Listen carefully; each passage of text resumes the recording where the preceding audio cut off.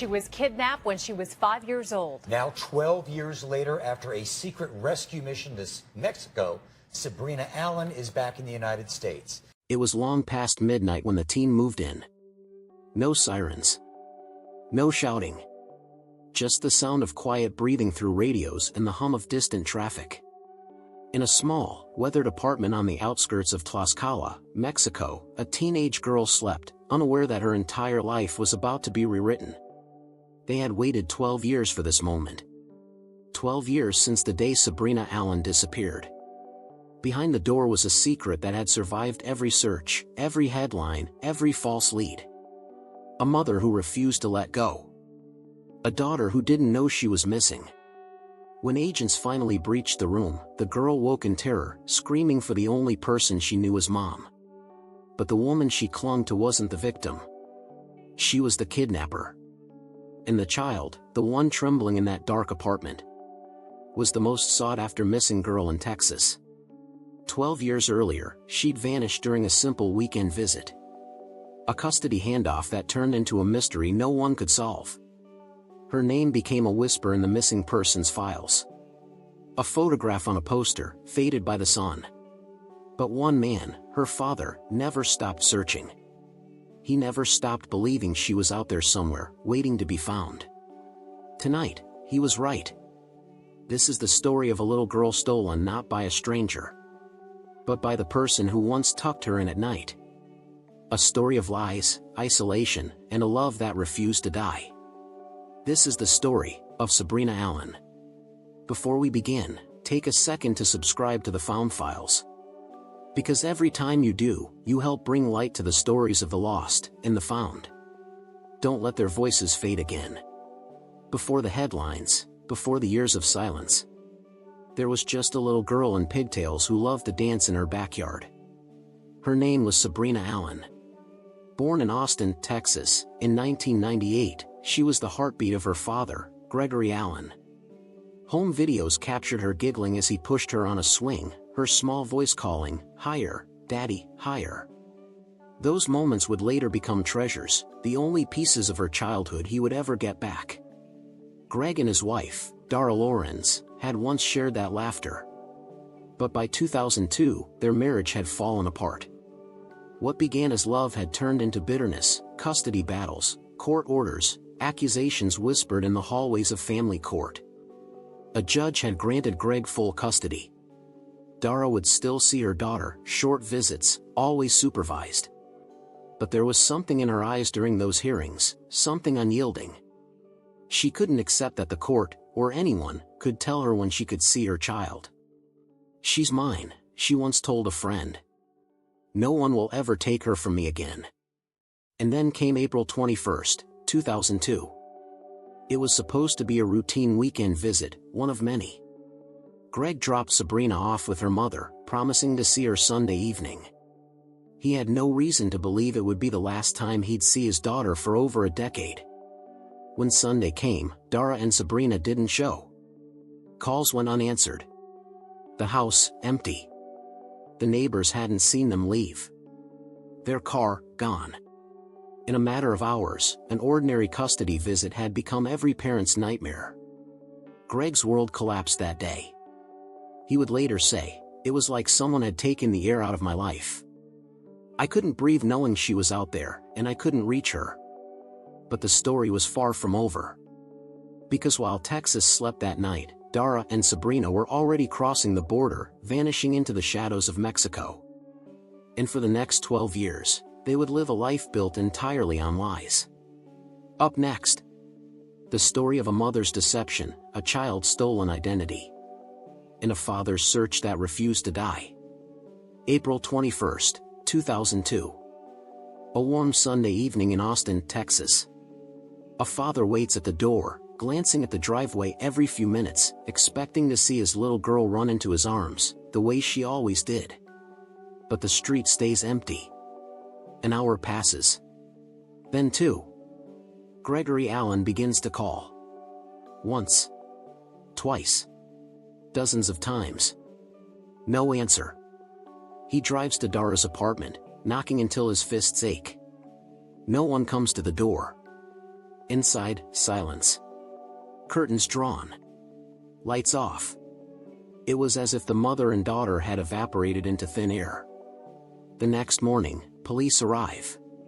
Greg's voice trembles as he explains that his daughter didn't come home. An Amber Alert is issued. Posters are printed. The smiling face of 4-year-old Sabrina Allen begins to appear on telephone poles across Texas. But days turn into weeks. Weeks turn into months. And the trail goes cold. Authorities say they believe the child's mother may have fled the state. Foul play not suspected, but investigators fear she may have crossed the border. The truth was darker than anyone imagined. Dara Lawrence had planned everything. She withdrew cash, gathered false documents, and vanished into Mexico under the cover of night. No passport stamps. No credit cards. No digital trace. Just a mother and a child, erased. She dyed Sabrina's hair, changed her name, and began the slow work of rewriting her daughter's world. "Your father is gone," she told her. "He doesn't want us anymore."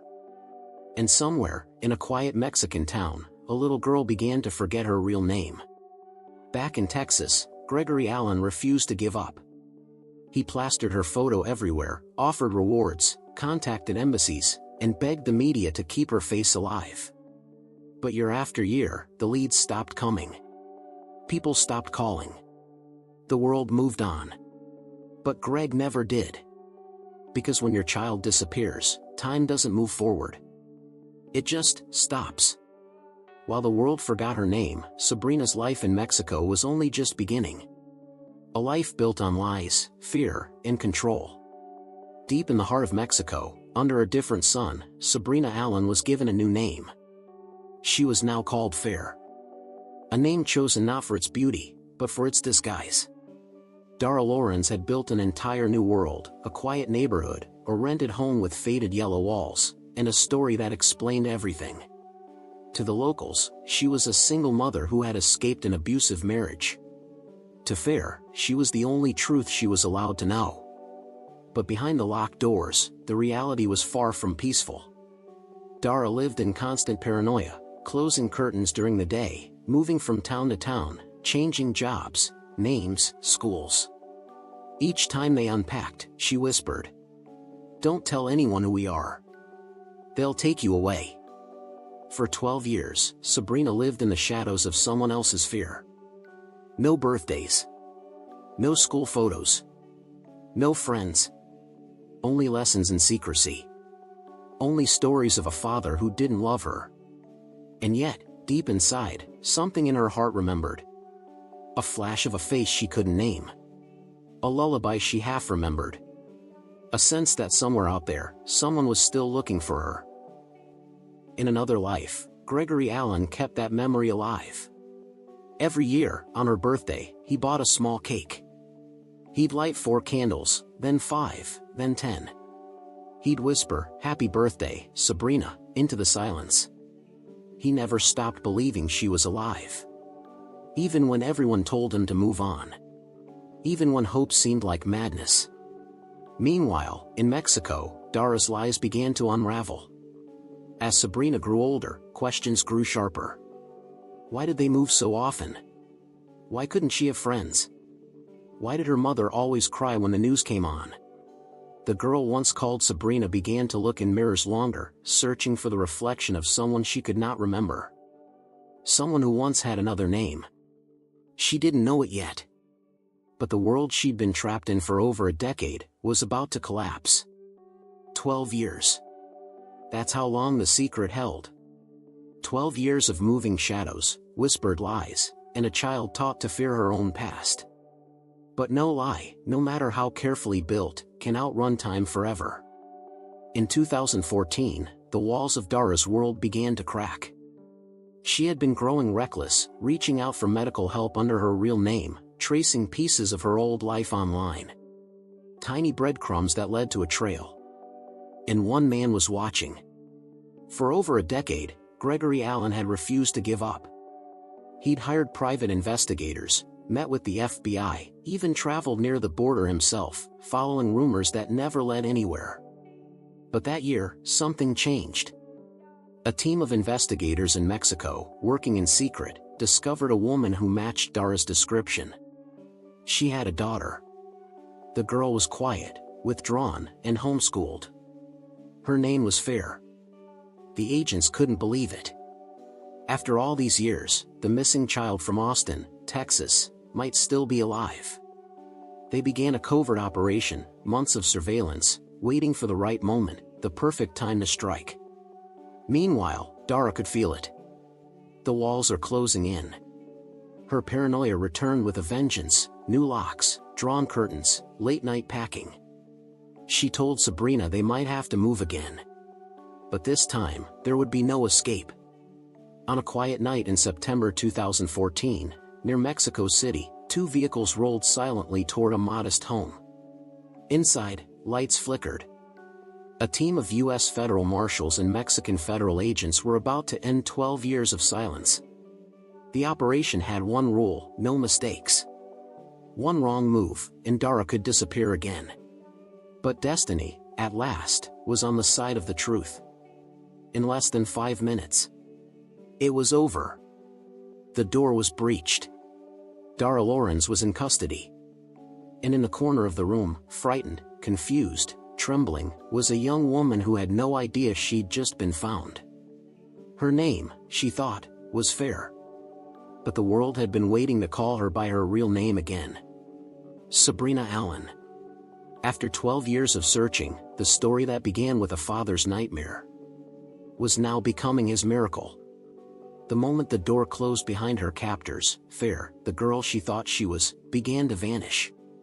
And in her place, the child the world had been searching for, Sabrina Allen, began to return. She was quiet, terrified. Her hands trembled as agents tried to reassure her. To her, these strangers were not heroes, they were invaders. For 12 years, her mother had told her that the world outside was dangerous, that her father was a monster, that no one could be trusted. Now, every word of that was being stripped away. She didn't recognize the name Sabrina. She didn't recognize the faces in the old photographs agents showed her, a smiling little girl in pigtails, her arms around a beaming father. She just stared and whispered, "That's not me."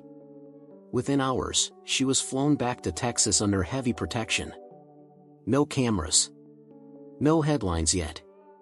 The U.S. Marshals called it Operation Miranda. A mission so secret, even local police weren't told until it was over. Gregory Allen waited nearby, his heart racing, his hands shaking. He had waited 12 years for this moment. But he wouldn't be allowed to see her, not yet. The girl they'd rescued was fragile, emotionally broken, and terrified of him. She'd been told he was the enemy for most of her life. For Gregory, that was the hardest truth of all. That the reunion he had dreamed of would not come with open arms, but with distance and pain. He said later, "The healing begins now. She's been through a lot, and she needs to relearn who I am." It was the voice of a man who had found his daughter, but lost 12 years of her life. And yet, she was alive. That was enough. The nightmare had ended. The little girl who vanished in the spring of 2002 was finally home, even if her heart hadn't arrived yet. The world learned of Sabrina Allen's rescue days later. Her photo flashed across every major news outlet: missing for 12 years, found alive in Mexico. It was a headline that made millions stop, whisper, and wonder. How many more Sabrinas are still out there, waiting to be found? The road home was not paved with joy, it was lined with quiet confusion. For Sabrina Allen, now a young woman of 16, America was no longer home. The language was distant, the faces unfamiliar, the father she had been taught to fear, was suddenly standing on the other side of a wall of silence. Gregory Allen waited months before they allowed contact. Therapists and specialists surrounded her, helping her unlearn the fear that had been built into her. They spoke softly, gently, reminding her that she had once been loved, wanted, and never forgotten. Gregory sent letters, not demands, not pleas, but gentle notes. "I'm here when you're ready. You are safe now. Each word was a quiet bridge toward a daughter who didn't yet remember him. When they finally met again, it wasn't the movie moment he had imagined for 12 long years. There were no running embraces, no tears of recognition. Only silence, the weight of a past too complicated to untangle in one afternoon. But even in that silence, there was something sacred. Because for the first time since 2002, a father and daughter were breathing the same air. Alive. Together. And though the world cheered her return, Sabrina's journey was far from over. She entered therapy, private rehabilitation, a long process of rebuilding a life that had never been allowed to grow naturally. Her privacy was fiercely protected. She asked the media to give her space, and Gregory honored that wish completely. He told reporters, "What matters is that she's alive. Everything else can heal with time." That's the truth of The Found. That rescue is only the first chapter.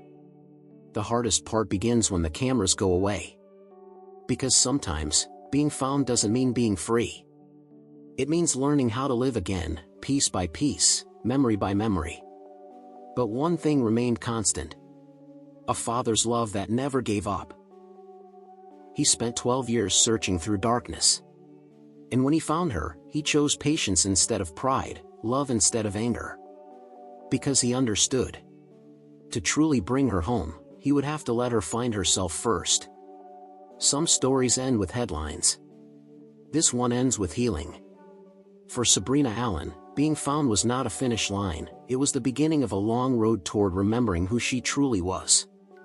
A road filled with silence, therapy, forgiveness, and rediscovery. And somewhere in that quiet journey, a father kept his promise. He stayed. He waited. He loved her, even when she couldn't love him back yet. It reminds us that missing isn't always a place on a map. Sometimes, it's a place inside the soul, the gap between who we were and who we are allowed to become. And for every Sabrina out there still waiting to be found, there's a family that refuses to stop searching. 12 years of darkness ended because one father never gave up. Because the world still had people who cared enough to look twice. And because somewhere, beyond the silence, truth still has a heartbeat. If stories like this move you, if you believe that no one should ever disappear without being remembered, then don't just watch, be part of the search. Here, on The Found Files, every view, every share, every subscription keeps these names alive. It tells the world that their stories mattered. That hope still matters. So before you scroll away, ask yourself, if this were your child, your sister, your friend, wouldn't you want the world to remember? Hit subscribe, share this story, and help us bring more missing souls back into the light. Because here on The Found Files, no one stays forgotten.